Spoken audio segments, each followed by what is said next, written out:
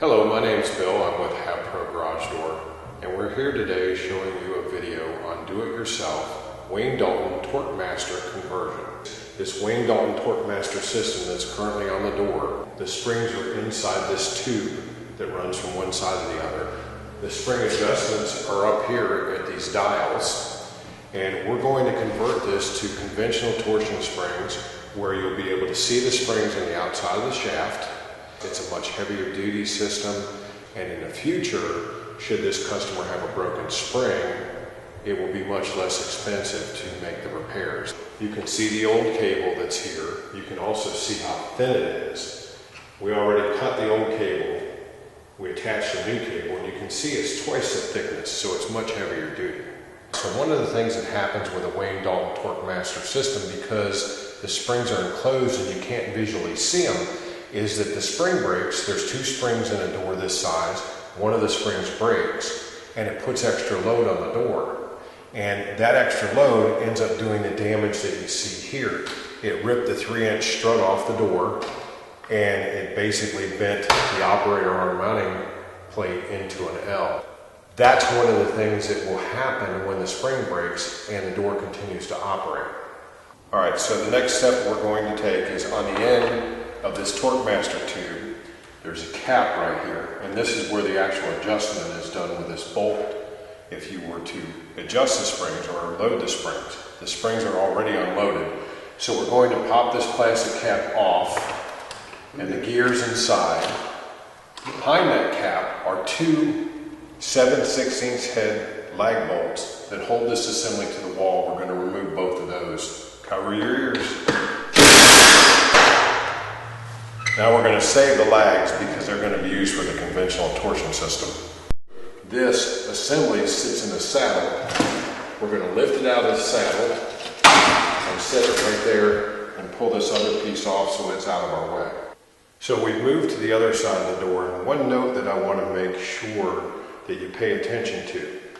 We unloaded the remaining spring before we've done these steps, and we did that with the door in the open position, and we cut the cables. If you were doing this in the closed position and it was still loaded, you would put your impact wrench right on this bolt right here and reverse it and run the tension off of the spring until the cable was completely slack.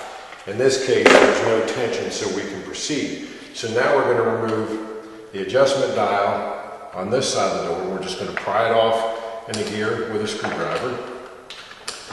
And we're just going to let this one hit the floor, I think. And we caught it. The next thing we're going to do, now that it's exposed, is remove the two 7/16 lag bolts that are behind it.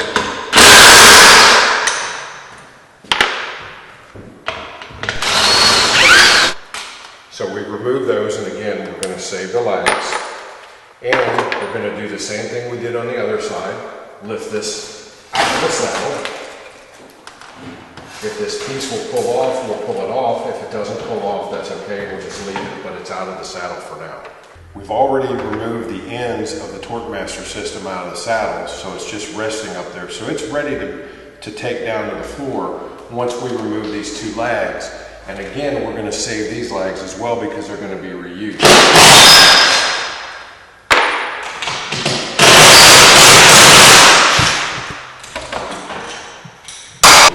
Lift it off of here, carefully guide it around our ladders and our tools. So some of the parts that we need in order to convert this are cable drums.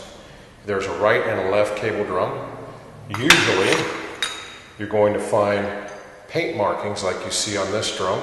You'll see red that goes on the left side if you're standing inside facing out. You'll see black on the other one, and that goes on the right side if you're inside facing out. There's a new center support that'll hold the new torsion shaft, and there's end bearing plates, and these are still just, they're kind of the way they ship them. They're partially attached to each other, and basically what we do with them is they just snap apart like this. Now, you've got a left bearing plate with a flange to go on the left side. You've got a right bearing plate with a flange to go on the right side. So with the kits that we use, at least, there's a prepackaged bag of fasteners, which you can see in my hand. And these fasteners we're going to use to attach the bearing plates on each side.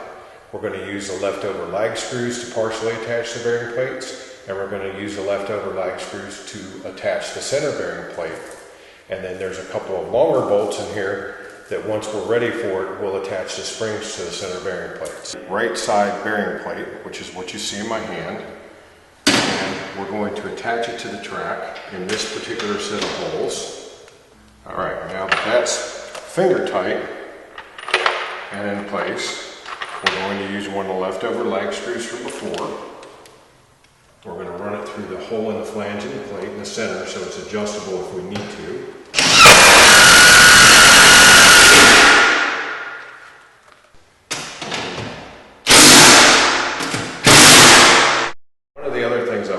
Note before I fasten the left side bracket is there's two sets of holes right here. I'm using the upper set of holes so that it matches the other side.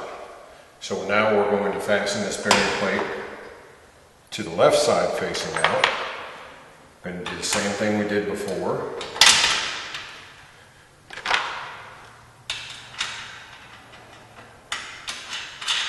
And again, we're finger tightening those. Once they're finger tight and in place, we're going to run this lag in the flange to keep this bearing plate from moving. Once we line it up and put it in the center.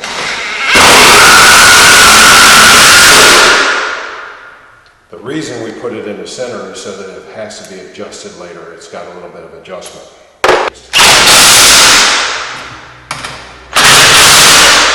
All right. The left side, the right side are finished. Now we're ready to put the shaft up in the air with the center bearing plate. Now I do this a little bit different than a lot of people do.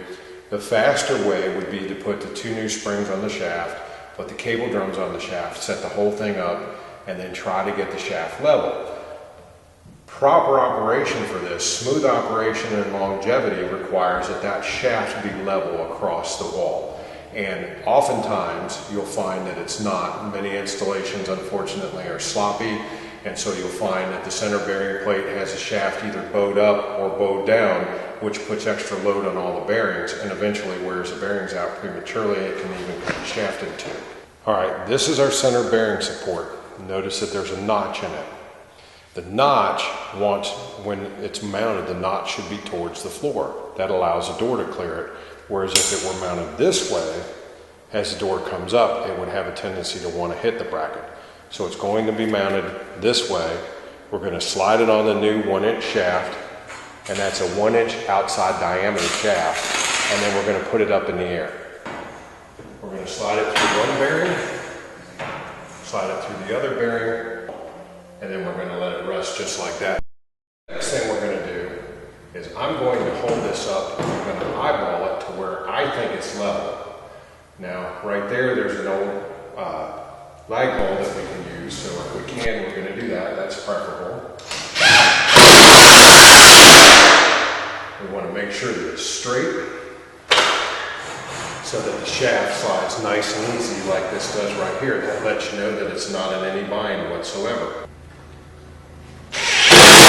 You can see that the shaft still slides back and forth nice and easy, no binding whatsoever. So the next thing we're going to do is we're going to slide both springs onto the shaft, the cable drums onto the shaft. I have in my hand the left-hand wound spring, which is the black-ended spring. And left-hand wound means that the wire goes around to the left side. It goes counterclockwise. So the left-hand wound spring actually goes on the right-hand side of the door. So we're going to slide the shaft over so we have access. We're going to put that spring on the shaft, slide it on down, and then we're going to slide the right-hand side bearing plate, which happens to be marked in black. We have to back the set screws out. We're going to slide it on, bring it back through the end bearing plate, and slide it through. We're on the left side of the door facing out now.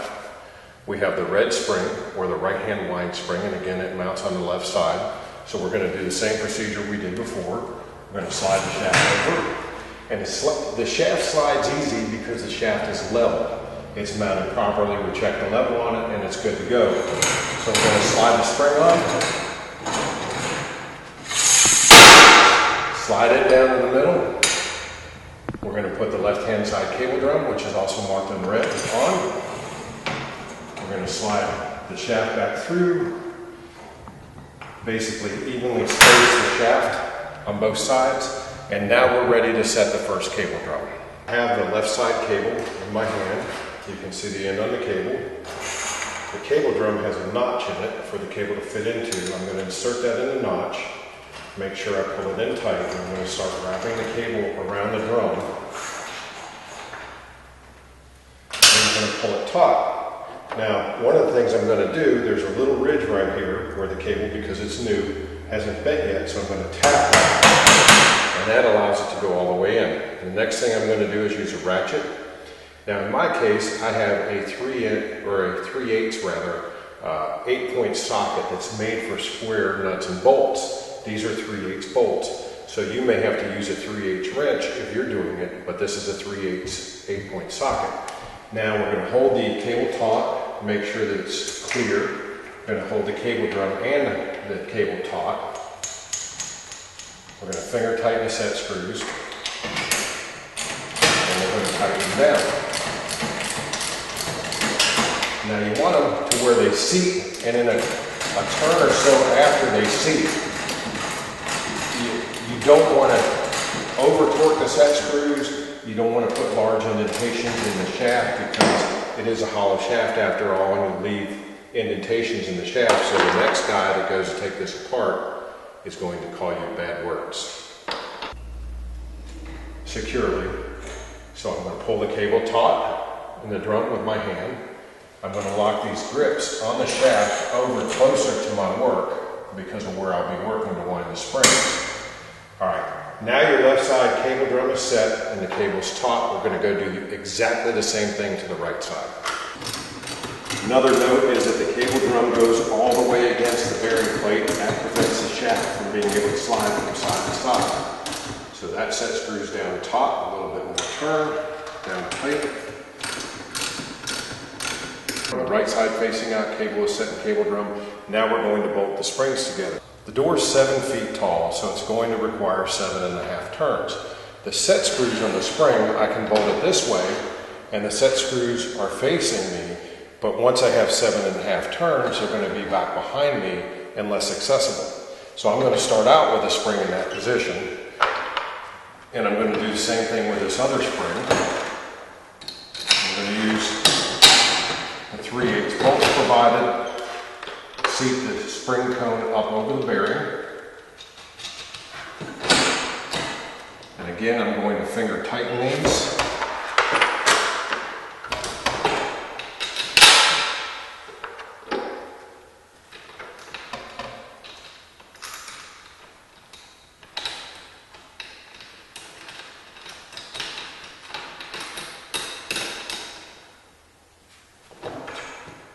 Now, some people will use an impact wrench to tighten these. I don't recommend that. You need to make sure that the cones, because they're cast aluminum, are square against the plate before you tighten them. Otherwise, you'll crack one of them and break it. And so I'm going to grab a couple wrenches and we're going to tighten this up. And the next sequence we're going to show you is actually winding the springs. A pair of 1/2-inch diameter winding rods that are 18 inches long. They're made to fit snugly into the cone of the spring. The springs require 7.5 turns or 30 turns, so we're going to do this in quarter turns. Now, some people will put a mark across the spring. I just like to count it, so that's what I'm going to do.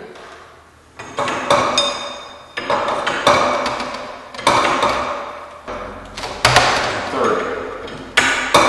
Now, for my own convenience, I'm going to pull the rod out a little bit from the door. I'm going to tap this a little bit to elongate the spring. That helps keep the spring from binding. As doors opening and closing, the spring is winding and unwinding. So to prevent it from binding, we tap the spring out a little bit, get some good spacing between the coils. While we hold this rod, it has a tension on it, we snug down the closest set screw first, and then we tighten down the second one. Always keep your hands away from this area. Don't rest your arm on here. keep yourself clear of this area. So this spring is set and it's taut. If we remove the bar, we're going to do the same thing to the other side. 30 turns, hold it out a little bit, tap it, keep the spring from binding, tighten the set screw closest to us first. Alright, now it's all set. Now both springs have tension. We're going to try the door out. I want to note that the strut is still messed up, so we can't attach the opener to it yet. And another note that I want to make, before we started, on this particular TorqueMaster tube, it had a weight marked on it. That weight was 178.4 pounds. So we have a spring calculation program that we used, and that determined the springs that we use for this door, based on the size of the door, the cable drums that we're going to use, the type of track configuration, and what diameter springs we want to use. That determined that we came up with 207/22s for this door. Alright, we're ready to try the door out now. I've already checked and made sure the cables were free on each side and not obstructed. I want to be careful with this because the strut's kind of hanging loose. It's still fastened on each end, it's not likely to fall, but we're going to test the door out.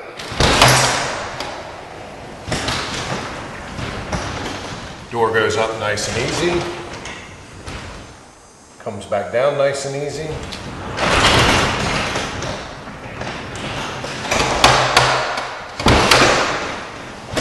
Just catching at the top a little bit because of the bend in the strut. Once that's taken care of, it won't.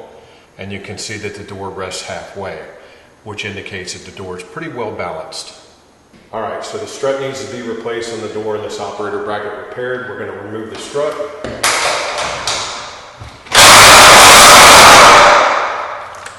And the operator bracket.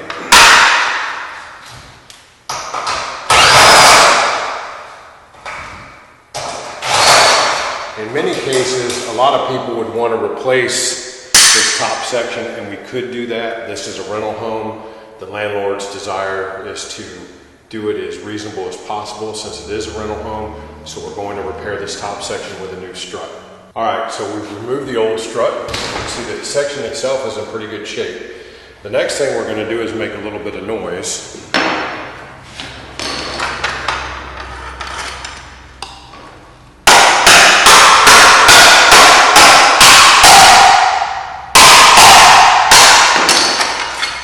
And straighten this bracket out so that it can be reused, which is going to require a little bit of bending.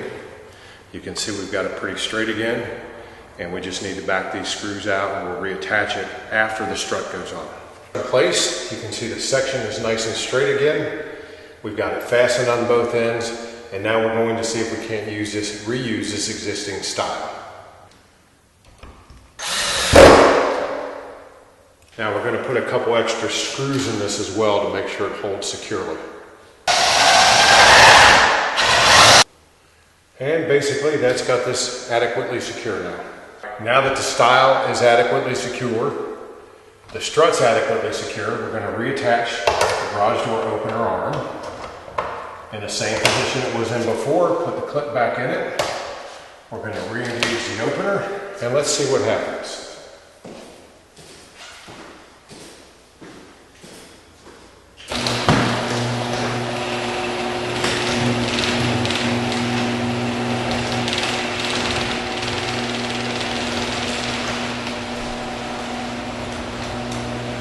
And there you have it, a garage door that's been salvaged for about 1/4 of the cost of what it would have been to replace the door.